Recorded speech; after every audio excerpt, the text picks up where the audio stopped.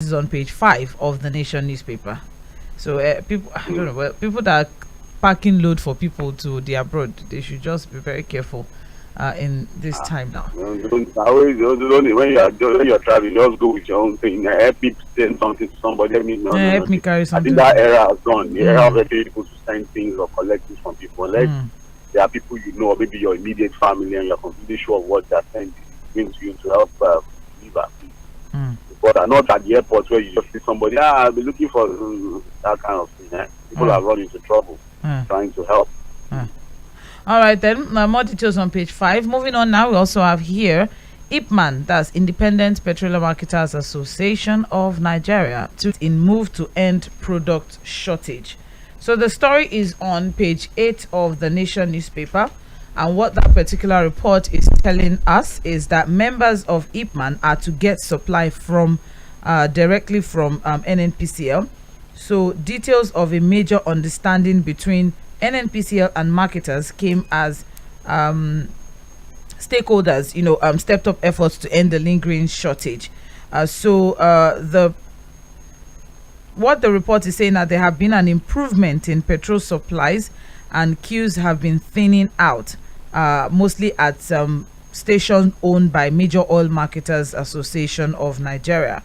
But then the price is still hovering around 170 at Moman. But IPMAN outlets are still taking advantage of the situation, and they are still selling above the regulated price of between 230 and 300 naira. So going forward now, IPMAN has gotten assurance of direct supply of petrol from the NNPCL. Remember, Fuad, that the conversation was that the reason why the petrol is going that high from IPMAN is because they're getting it from private depots.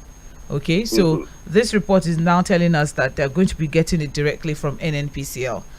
Should we look forward to a reduction in the price, or more supply, or I don't know what are the pros to If that? that happens, automatically, I think the independent marketers, which incidentally are the ones, many of the filling stations around, would now have to, sell at the regulated price. Their what's it called? Their complaints have been that they've not been able to get supply directly from NNPC and the depots that are owned by the NNPC. And so they are forced to buy from private depot owners who at the end of the day add all manner of costs, logistics, landing, and all manner of costs, which makes automatically difficult for them to sell at the regulated price. But again, we need to ask ourselves, what was the reason for the disruption in supply directly from NNPC to the independent marketers? What caused that disruption? Again, if you look at the article you're talking about, Sandra, we should ask ourselves, why is it that the NNPC depots are not active and the private depots are active? How did they get the fuel? The NNPC depots are not getting, but the private depots are getting the supply. And then if you remember, sometime last week, I think the IPMAN also complained about the fact that the payment portal, to NNPC has been a bit of problem. They can't even pay the ID to NNPC to get supplies and all of that. So, of course, this distortion, whether you like it or not, is indicative of some kind of sabotage, economic sabotage. And like you said in your intro this morning, and I think we just need somebody to go in there and clean the mess. We need a leader that will be selfless, that will be determined to really clean the mess in the oil sector. It's not going to happen easily, but honestly, that sector needs a lot of reform. It needs a lot of cleaning up. All right. More details of that on page 8 of the Nation newspaper. We also have here pay salary arrears owed by Aregbesola. Osun workers are telling the new governor of Osun State. And that is on page 5.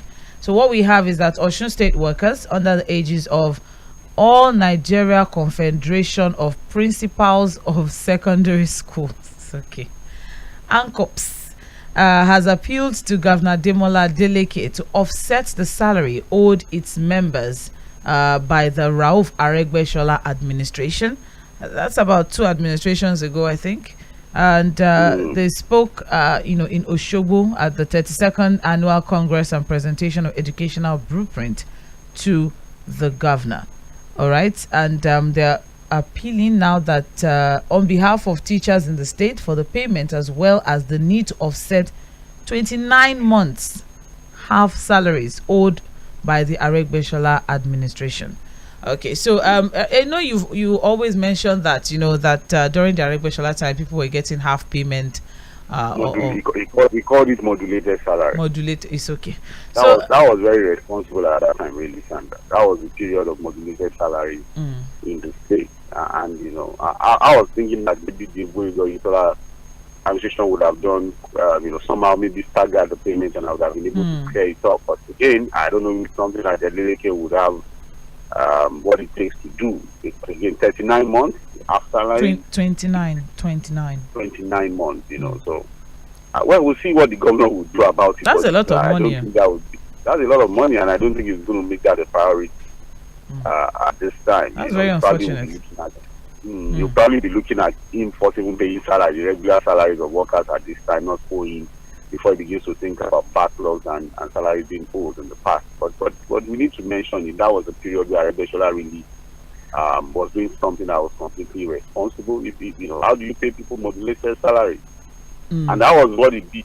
He said, some category of people will get half salary, some will get, I think, maybe 80%, some will get full salaries and all of that, because the state was not financially solvent at that time. But that's one thing you have to also give Oyetola, the fact that he did not have done too much in terms of infrastructure and all of that. But the fact that he was able to pay salaries without owing it, I think, is a good record for him. All right. Okay, thank you. More details on page 5 of the Nation newspaper. Moving on now, we also have above the masthead of the Nation, we have presidency defends Emefiele over alleged 89.1 trillion naira stamp duty, dismissed as fake and untrue. A report that CBN governor could not account for about 89.1 trillion naira that the Apex Bank collected as stamp duty. So there's a viral video where a member of the House of Reps from Jigawa State, Gudaji Kazaure, that accused the CBN governor of attempts to cover up facts surrounding the collection of the controversial amount. Okay, so it's actually a very long read, but what we have in this particular report is that anyone familiar with our constitution will find it curious that a member of parliament is the secretary of an executive committee. But aside from that, it suffices to say that the entire net worth of the nation's financial sector, the assets of the banking sector put together, is not worth 50 trillion, not to talk of the kind of money that he's talking about. So that's actually a very interesting one. But the president or the presidency has come forward to defend and saying that is actually not substantial. Now, when you say presidency, that's too big, the description of whoever is making that statement. But while I've thought that the CBN is independent enough to be able to defend itself if there are questions raised on someone. Questioning why the presidency had to come in when... who exactly the presidency has enough information to defend the CBN? Senior Special Assistant on Media and Publicity. It's not, honestly, it's not his job. I think the CBN should defend itself. It shouldn't be Garba defending the CBN, honestly. So you understand? Because what is wrong with the CBN that is supposed to be, semi-autonomous or probably independent of even the president, except for maybe once in a while when they have to try to report to the president and get maybe one or two approvals on some monetary policy. But in terms of operations, the CBN is independent, and I think they have enough working machinery and the mechanisms to be able to defend the institution when such allegations are raised. Well, it's like I said, it's actually a long read. He's saying that the committee that is allegedly coming together, that was put together to look at the alleged loss, is actually illegal, and it was dissolved on the directive of the president. That there was a committee, or there is a committee that was duly set up by the president and chaired by the Attorney General and Minister of Justice, and also Secretary is the chairman of FIRS, and currently reconciling the stamp duty account. So it's saying, therefore, that that committee, the Kazaure committee, should just let the committee set up by the president to do their job. Well, just like we said again, it's a long read. The House of Reps committee too can perform oversight function. They can set up a committee to So while the presidency sets up their own committee, fine. to do whatever finding they are doing. It's not also wrong for the House of Reps to also have a committee Yes. questioning these things. That's the checks and balances we've been talking about. And we should allow that to play out in a proper democracy. So it's not wrong that the House of Reps also have a committee investigating that particular thing. It's part of their oversight functions for institutions and agencies. So they are not wrong. And I think the president should focus on what they are doing rather than also looking at what the House of Reps is doing. And like I said, they don't even have the right to defend the it's not even their function to do that. The CBN can always complain and defend itself if allegations are raised. All right, then moving on, still on the front page of The Nation. That report is on page 4 of The Nation newspaper. We also have here, INEC begins PVC distribution today. That's also on page 4. Remember I mentioned earlier, INEC will begin the distribution of PVCs to Nigerians today. And this is, according to him, individuals can collect their PVCs between 9 a.m. and 3 p.m. daily, including Saturdays and Sundays. All right. So for ease of reaching the electorate, the commission has approved the collection of PVCs in 8,809 registration areas and wards across the country. And they've resolved to devolve the PVC collection from January 6 to 15. That's within the window. That's for wards and all. But then for local governments and all, that's from January 15 to 22nd. Go to your local government areas. We'll give all of the details on ballot 23 much later on by 11:15. So stay with us. But more details of this on page 4 of The Nation newspaper. We also have here Niger Deltans slam Atiku for sending Okowa to Jonathan. And that story is on page 25 of The Nation. So condemnations have trailed the decision of PDP presidential candidate Alhaji Atiku Abubakar to send a delegation led by his running mate and Delta State Governor Ifeanyi Okowa to beg former President Goodluck Jonathan for support ahead of next year's elections. So Okowa has been seen in Jonathan's residence with some delegates begging Jonathan to back their presidential ticket despite clamor for power to return to the South. So what we have now is that stakeholders are alleging that Atiku had again shown pride and disrespect to Jonathan and the Niger Delta by sending a delegation to Jonathan instead of coming to him himself to beg the former president. This is actually an interesting one. There's a whole lot of stories that they are also... What are the Niger Delta stakeholders saying that? You want their names? I don't have their names. I have a reason for asking that question. The report does not have their names. But I think I know why you're asking. Wait, but go ahead. You understand now? You understand, eh? No, but shouldn't Atiku go to meet Jonathan? Is it too much? No, that report is actually what he wants to achieve with what you are just saying now. I'm sorry, I'm kind of tilting towards that line. I'm asking too. Because that's what the report wants to achieve, to get people to begin to think, oh, the former president was disrespected. And that's why I said, okay, if you have a report like that, should it be attributed to, okay, who are the Niger Delta people that are complaining? Where is the report? Did the report mention any name? No. Okay, so you see that we have to be careful with planted story to achieve people to begin to think in a particular way. So let's move on. It's okay, but I will move on. I'm still sticking to the fact that the PDP presidential candidate. No.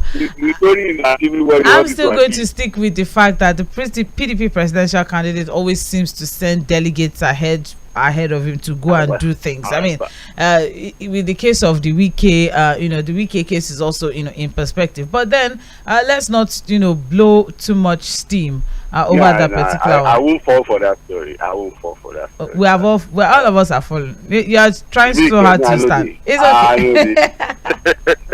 More details on page 25 of The Nation. And finally, from The Nation, we have Lekki Deep Sea Port promoters shop for $800 million to link rail line.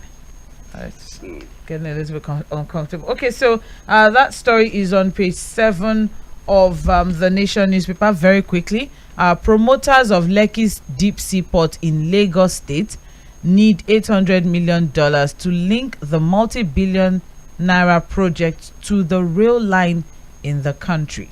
So the huge sum it's gathered is what the contractors need, and the unbudgeted amount, sources close to the presidency saying, is the major obstacle threatening the inauguration of the much-awaited project by the president. That is on page 7, of the Nation newspaper. You know, a lot of people have been saying that whatever is happening at the Lekki side of Lagos, with everything that is coming up there, for the Dangote refinery, the international airport, a whole lot of things coming up, the free trade zone, to avoid a repeat of what we have in Apapa. I think we have to look at how to move goods in and out of that particular place, other than just expecting it to be on the Lekki Expressway, the road. And one of the ways to do that is to ensure that the rail line is linked to that area, so that we don't have a situation where, you know, we have trucks and tankers blocking the road and then a repeat of the chaos that we have in Apapa. So I think stakeholders and I think the government needs to put on their thinking cap. They need to ensure that we don't have a repeat of the chaos and calamity that we have in Apapa repeat itself in Lekki. And that's the way to go. Plan ahead, Right. Do the right thing, and then of course get the result. That's on page 7 of the Nation. You're listening to Trends in the Papers on Mainland 98.3 FM. And we're just through with the Nation. We're moving on to the Punch newspaper now. All right. So the major headline coming from the Punch newspaper: withdrawal limits will cripple campaign funding, says parties. So there are riders to that. Parties to write CBN for waiver, say cashless policy. Political party? Yes. What's the cash? Which party? Is it Wambe? What concern Wambe with campaign for? I'm not going to be sure now. No, I just want to read out the riders so we can, let's see what we have here. Okay, so parties to write CBN for waiver, say cashless policy will choke political process and fundraising. It's so shameless. If Buhari had no access to funding in 2014, he would never have been president, says PDP. Really? I'm so sorry. Policy will create logistic problems. Logistics for what? Exactly. Paying party agents nationwide will be difficult. And they should do transfer. and that's coming from ADC and ADP. So this is the so problem. All the political parties are united on this one.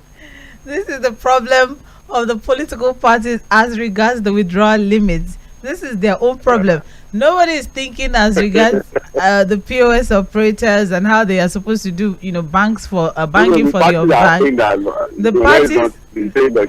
The parties are saying that it would cripple campaign funding. Now I want to understand what part of campaign would you be doing that would require huge sum of cash, fiscal cash. I'm trying to it's PDP statement for me. I'm sorry. If Buhari had no access to funding in 2014, he would never have been president. What kind of funding is it? What kind of funding? Why do you need an excess of a 1 million naira cash for your campaign funds? If you want to pay people that print your posters, you do transfer. You write them a check. If you want to, pay, or I don't know, your whoever it is that you need, you can write checks. You can do transfers. You can walk into the bank and they'll do bulk transfers. The of agents nationwide. You can walk into the bank. The bank will do bulk transfers. There's the way these banks pay salaries for multinationals. The banks are the ones that send out the alert. So why I'm trying to bring out what they may need money for, so that we can have an understanding of when you read the story, well, you get one or two. But for me, all of what they are saying is just mere, excuses that doesn't really put. Okay, so what we have here now is that okay, so many parties are saying a lot of things, a lot of political parties, and the interesting thing is that it's like they all agree, on this particular one. There's no party that is, coming aloof and saying no. I'm fine. So political parties, including PDP, SDP, the Social Democratic Party, Africa Democratic Congress, African Democratic Party, are contending that the policy will affect the fundraising required by candidates to sustain their campaigns. So by fundraising, we've seen a lot of other political parties doing their fundraising. It's digital, there's a platform, there's this fundraising platform. Are you going to bring cash to the fundraising thing? It's not going to be if I want to Fuad, say for example, yes, I want to be magnanimous with my money and I want to support both party. Will I take cash to their secretariat and to pay them, or what exactly are these political parties trying to say? Because I think political parties should just look for more meaningful excuses rather than the issue of fundraising, logistics, and all of that. In separate interviews, some other parties are saying that it would impact the poor rural dwellers. Which rural dwellers? They should leave that to the citizens to sort out, not the political parties coming up with that. The rural dwellers, if we are truly, I'm being realistic now, some people are going to come for me, but I'm just being realistic. The rural dwellers are not going to be needing over 100,000 naira cash on them. There's a way the society would eventually cope with policy. It's not for the political parties to raise these jobs and begin to make excuses for what I consider their own ulterior or motives about this thing. The reality is that yes, the people have said that there are going to be waivers, especially for POS operators who are the ones that provide banking services, mobile banking services to the unbanked areas, rural areas. So for the POS operators, I think yes, they have genuine reasons to call for waivers and all of that. Not political parties. All right. What do they need the cash for really? I'm just except the one doing for vote buying. Let's say it was the way it is. The only reason why you said it the way it is. Vote buying. If it's not vote buying, there's really no reason why the political party should need cash. Well, I'll go party by party now, so because we don't have so much time. PDP is worried about the poor market woman, the ordinary man on the street. They should leave that one. Okay. Don't worry. knows what they will give for waiver. ADC now, that's Africa Democratic Congress, the policy will affect the party's campaign, explaining that paying ADC agents in the rural areas might be a challenge. So they are saying now that, let me put this, a scenario that he gave a scenario. Hold on. He's saying, how do you expect ADC candidates to have cash to do the things that he wants to do? And how do you think this is the best time for such an undertaking? So he's saying, and I'm quoting now, open quote, we have almost 200,000 agents that we must pay, and 80% of them live in rural areas. Is it that 2,000 naira or 5,000 naira that you pay them, that you transfer to each of them? How many of them have such a facility? So it's completely inconsiderate of them. Okay, so I'm with you now. So they're paying all of these people one by one in cash. And they'll pay in cash. You see the problem? What are they paying them for? How do you even justify that kind of arrangement? Because I know that no matter how rural an area is, I'm trying to even look at the most interior part of the country. There will always be a way out, Sandra. Not because again, this idea of cash. You, like I said, the only reason why anybody would want to Trump whatever way get is trying to do is as a political party, it's only when you're considering vote buying. Because again, if you're in the rural area, I have in a place that was extremely rural, interior part of Taraba. And what we did was that when we needed to go collect money, there's a bank in the capital part of the local government that we go to, I think, the Union Bank or something. So there's always banks and arrangements to collect money. You can always sort 200,000. What you need to do is just tell them to come to where they bank. You pay them, and then they go to the bank, they collect their money. And then how much are you going to pay your agent? Are you going to pay them millions of naira? Well, so many conversations. The SDP also have theirs to say. They're saying that definitely cash has to move. People have to pay for logistics. You have to give cash to agents. You have to give cash to those who will transport people to rallies. So it will definitely affect the success of the election and the campaign itself. And that's coming from SDP. I have a feeling that the CBN eventually gave if the pressure is too much. I'm Well, suspecting that the pressure is Zenith Labour Party also had something to say. All Progressive Grand Alliance also had something. That's ABGA also had something to say. There's a whole lot of parties here. But now I'm going to look at the reaction of electoral bodies. So, the chairman of the Transition Monitoring Group, Musa, observed that the policy would not affect politicians and their parties. He's saying, and I'm quoting now, we all know that for the big politicians, this policy is not going to affect them because the bank, the same CBN, will provide money for them to do their own campaigns. The big politicians who are into vote trading have ways in which they can blow or bypass this policy because they can hide under so many identities to get money from the CBN. So this policy will not affect them. The only people who will be affected are the rural people who don't have access to internet or Android phones and whatnot. Well, I don't know what strategy parties are going to have, but I find it interesting that all of them in one accord are saying that this is going to affect logistics as regards campaigns. I don't know. Well, the fears of people is just the same thing that the TMC person has raised, that the big guys will still find a way around this thing. And that's why the success of this policy is still dependent on what the CBN and the bank will eventually do with it. Because again, there are different identities that these big politicians can come up with to circumvent the process. And I agree completely. And that's been the fear of a lot of people, that these guys would always find a way around this thing.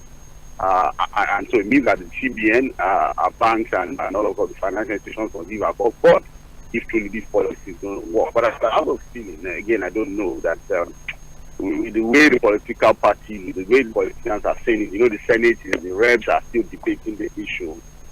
It may get to the point where even at the presidency, there's going to be a lot of pressure to make the CBN cave in on this particular policy.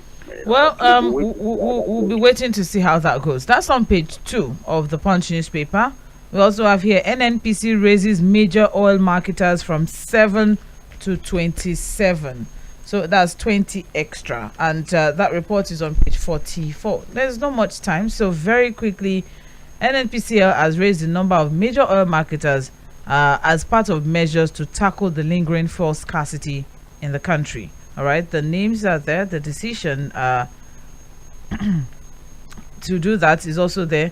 However, the new move by NNPC was greeted with diverse reactions by oil marketers and industry experts.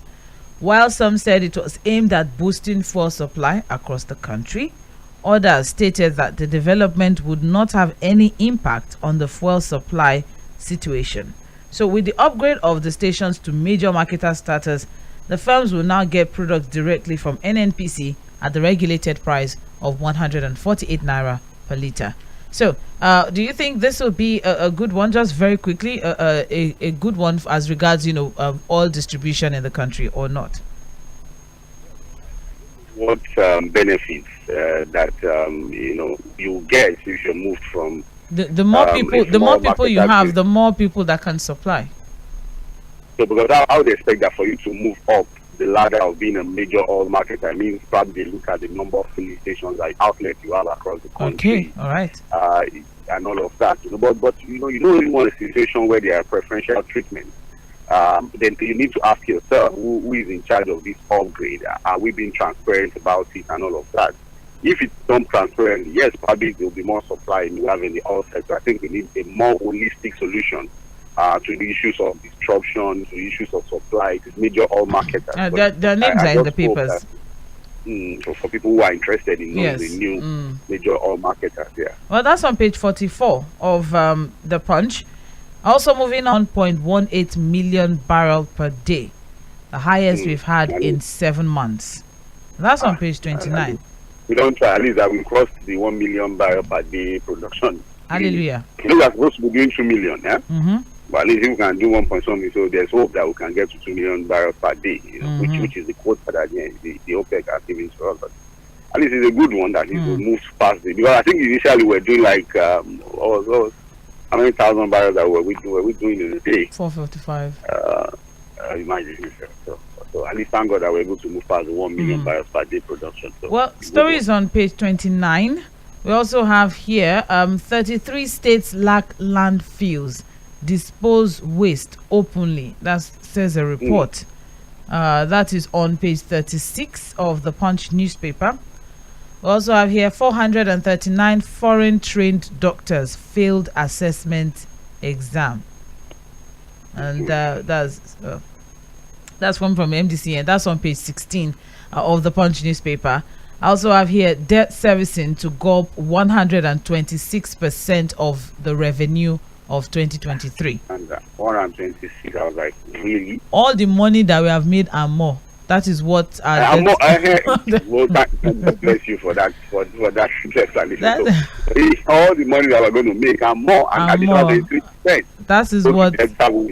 So even if our ancestor decides to give us money next year again, it's already going to debt servicing. Well, we know how big the money politicians and the shenanigans. There are more important issues. These are the kind of issues that we should begin to talk about. If 123% of our entire revenue is going to debt services, so like you said, these are all our revenue and more would have to go into debt services. So where are the monies for other capital projects for current expenditure and other things? If debt services is going to take 123% of our entire revenue in 2023.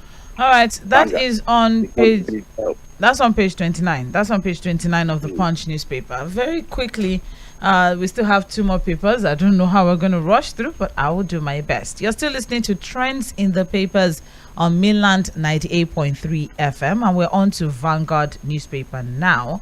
The major headline there, 2023, Atiku Tinubu in verbal war over bid for power and wealth. So the writers to that, Tinubu's rag to riches story, hogwash, says Atiku's aide.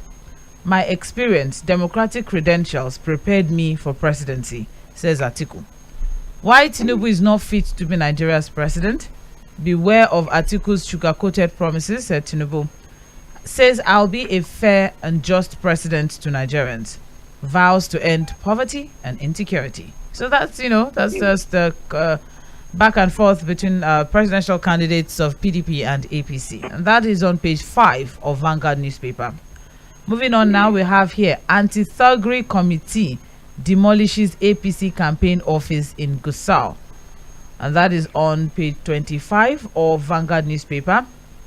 We also have Serap gives 9 oil-producing states 7 days to disclose spending. So that's still on the 13% derivation fund. That's on page 9. So Serap is now also asking all of them, give us the report on how you spent this money, 625 billion naira refunds. That's on page 9 of Vanguard newspaper. Second Niger bridge. You remember it's to be opened between now and January. So the report is saying that heavy duty vehicles won't use it for now. That's coming from the Federal Road Safety Corps. That's on page 11 of Vanguard newspaper. I don't know what to make of that, but that's there. We also have here unemployability of Nigerian graduates is worrisome. And that's coming from the federal government, and that's on page 10 of Vanguard newspaper. Oh, it's worrisome? Really? From the federal government? I know. All right. So I with know. the disruption in the education sector, people spent 8 months at home, and then lecturers are also not giving their best. Exactly. What do you expect? What do you expect? I'm just beginning, Imagine. So why are they shocked? Why are they shocked, or why are they worried? Are they really worried, or I don't know? Just making a statement for the sake of making it. It's okay. The detail is on page 10 of Vanguard newspaper. We also have here APC PDP disagree over political attacks in Osun. That's on page 10.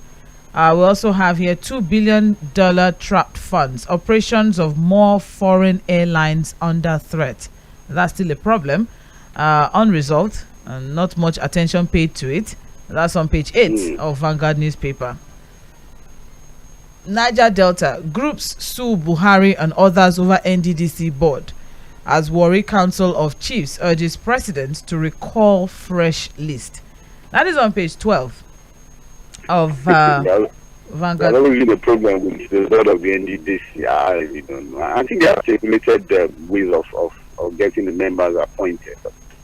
Again, well, I don't know. Because again, the one would think that the setting of the board has statutory provisions on how the board can be composed and all of that. There's always been a problem with that, with the NDDC and the composition of the board. Always been a problem. Well, finally, now moving on to New Telegraph paper. What we have here, the major headline is 2023 Tambuwal visits autumn. 6 end to parties impasse, and the writers to that says crisis political conflict, not war of attrition. Talking to me alone won't help. Meet all G5 governors. Benue governor responds. Urges Christian to vote patriotic leaders. That's on pages 4 and 5. They should go and talk to Wike instead of Autumn. That's what he's saying. Autumn is saying that talk to all of us. So talking to me only me will not help. We don't need to talk to all of them. We just talk to Wike. Wike is the ring leader now. All right. We also have the ring leader in the G5, so you should just talk to Wike. Wike has a way of getting everybody back to line if he's convinced. Okay. And if he's able to. So we also have here 2023 how I'll resolve IPOB's agitation and others, says Atiku. And the writer to that says PDP won't allow APC snatch power. Challenges Tinubu on source of wealth. Okowa, strategic engagements crucial for growth. Adeleke heads PDP Southwest Presidential Campaign Committee. That's on pages 4 and 5 of New Telegraph. This issue of source of wealth, Sandra, sorry, between I think both of them have a lot of questions to answer, really. Okay, let's leave it at that. Let's leave it at that. All right. We also have here Buhari begs Katsina voters, don't put me to shame. Vote APC. It's okay.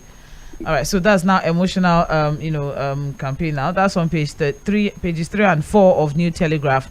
Buhari Atiku Tinubu will be top list of Nigerians who will shape 2023 presidential poll. That's from pages 9 till 11. I'm afraid that's all I can take this morning from New Telegraph. However, we'll be back by 8:40 for Mainland Focus, where we'll pick 1 or 2 trending stories from the papers and we'll flesh things out, open up the phone line for you to join in on the conversation. Don't forget, go and collect your PVC. But don't go anywhere. Stay tuned. I'll be right back by 8:40 for Mainland Focus. You're still on to Mainland 98.3 FM.